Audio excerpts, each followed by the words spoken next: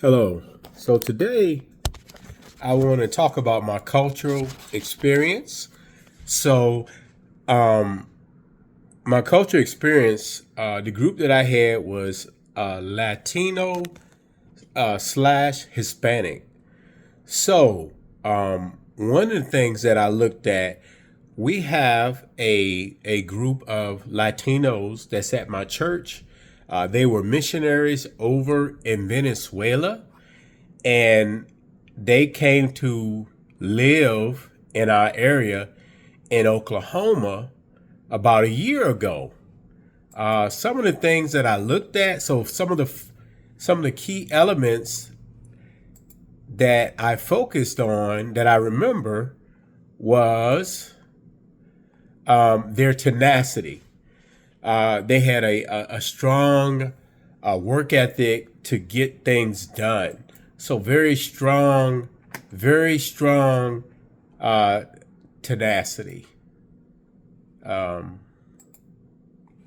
Very strong tenacity. Um, so the tenacity of the population um, group, the discrimination of the population group, the historical immigration challenges, and the family structure. So much of this culture have the origins in Venezuela and Brazil. These are Spanish speaking nations. Some of the missionaries that have made visits to these remote areas, some have been shot, mistreated due to not being committed to other faiths such as Islam. Many in this group have been sent to prison for their faith.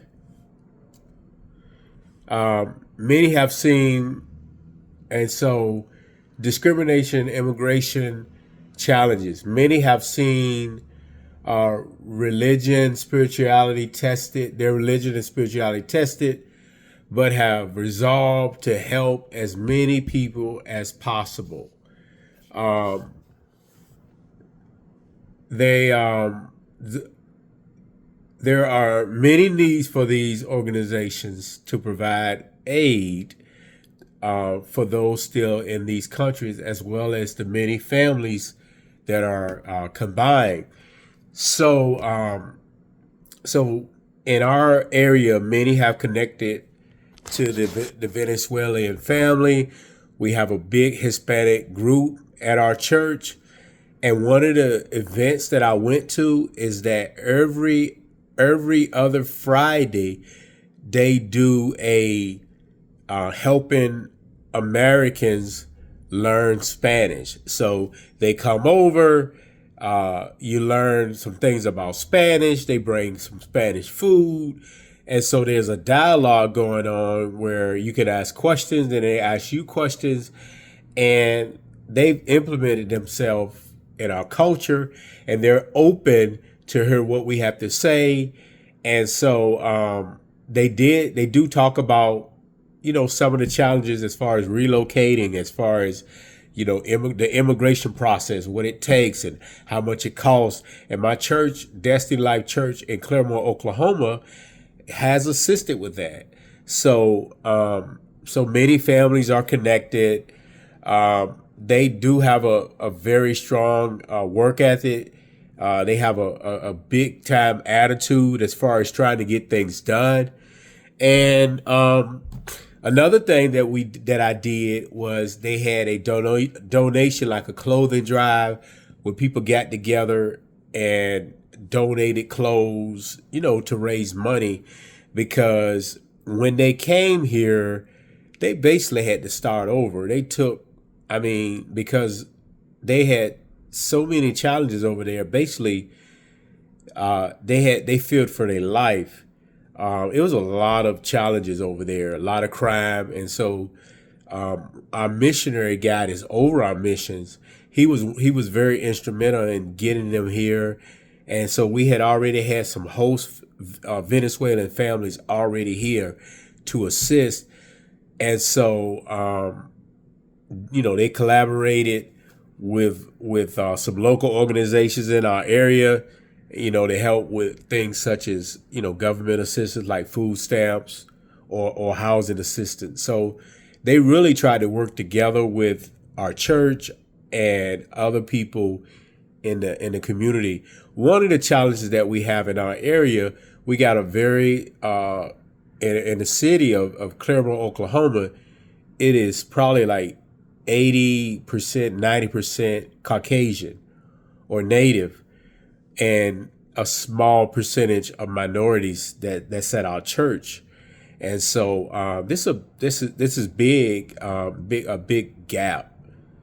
The missionary leader, he was aware of these challenges faced by the group, and he has asked the local church to be involved with making this population feel welcome, like, reaching out to them, encouraging them, and doing whatever we can to assist them.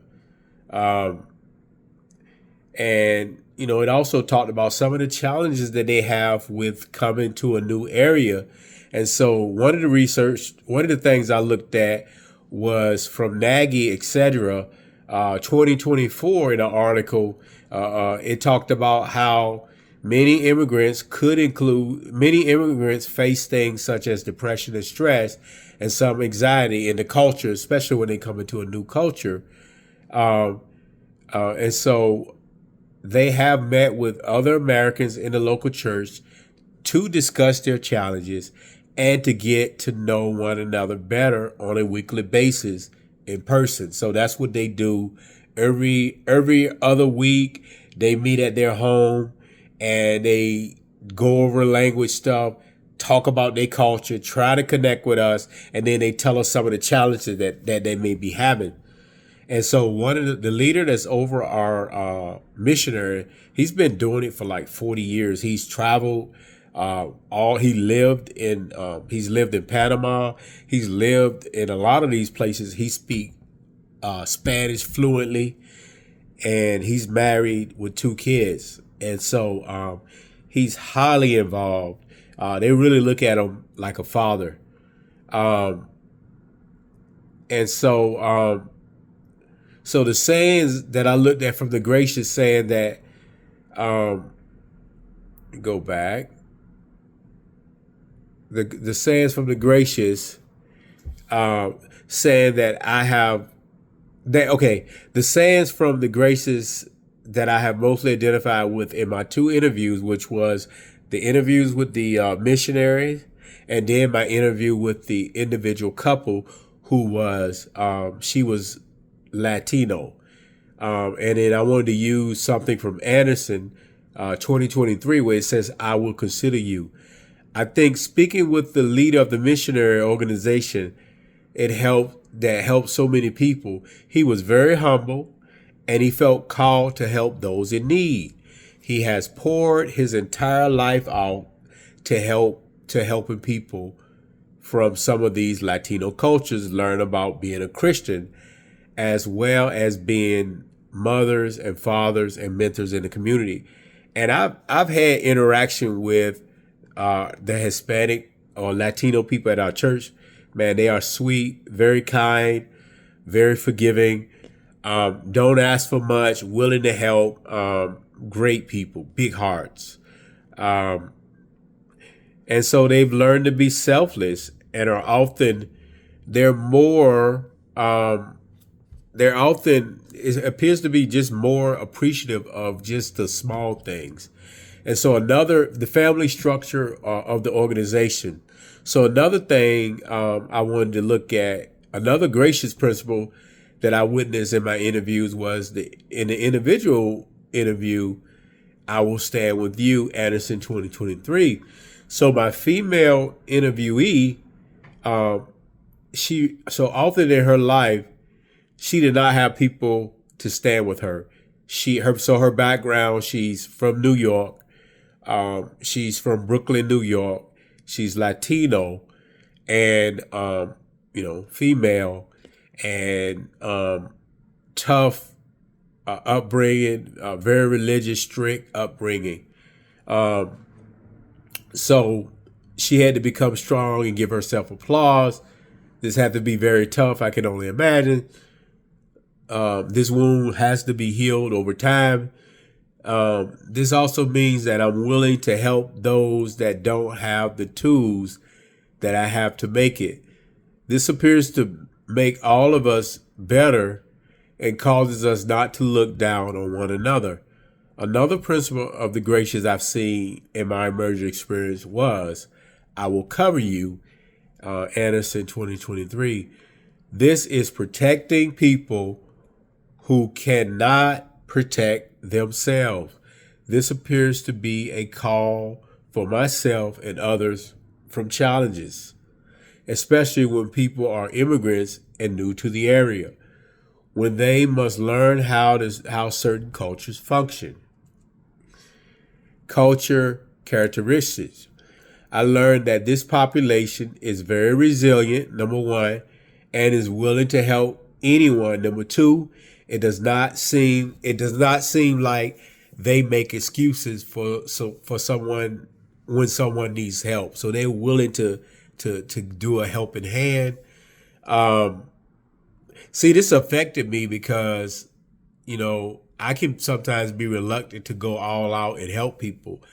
I learned that standing with others cannot just be about words. That's what I learned from this population, from the Latino Hispanic population. I think about the things I have promised to others. It seems like another characteristic is that they have learned to depend on others, and others are dependent on them.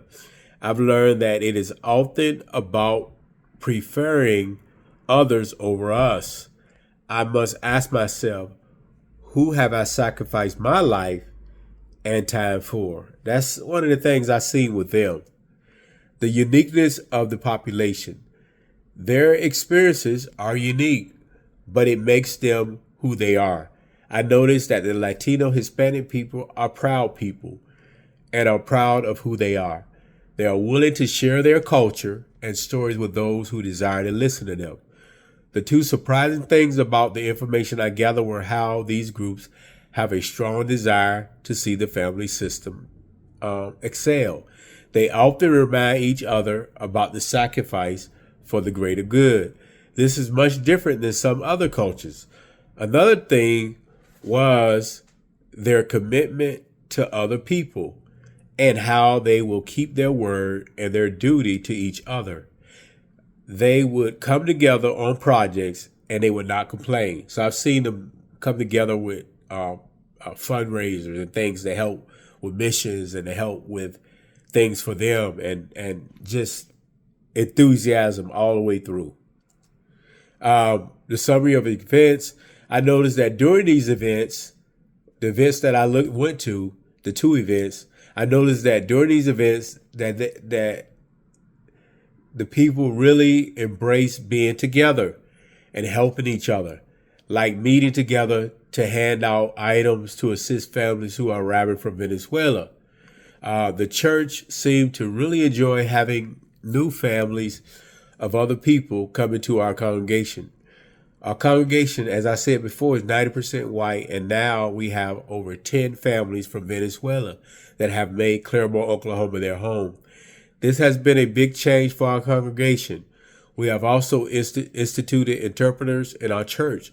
I noticed in the personal interviews, I was able to get the hearts of those I spoke with, as well as their stories and experiences. Their experiences and their experiences. Go on. Research also revealed a challenge faced by many immigrants could include things such as, I think we said that earlier, depression and anxiety. Go on. And so my references was Bay, Sunhee, Chiang, and it was talking about age variant association between discrimination, childhood finding support, and substance use disorder among Latin American immigrants in the United States. And it was a Cultural Diversity and Ethnic Monthly Psychology magazine, May 23rd, 2024. Then we had Gonzalez, Gerdo, Mendoza, Gabriella, Resich, Stafford, Allison, 2024. And so this was understanding mental health services needs and treatment characteristics for Latin American immigrants and refugees. It was a focus on cognitive behavioral strategies for reducing accurate stress, the cognitive behavior therapist, and then of course David Anderson, 2023, Gracism, the art of inclusion, Enter Varsity Press, 2023. Thank you.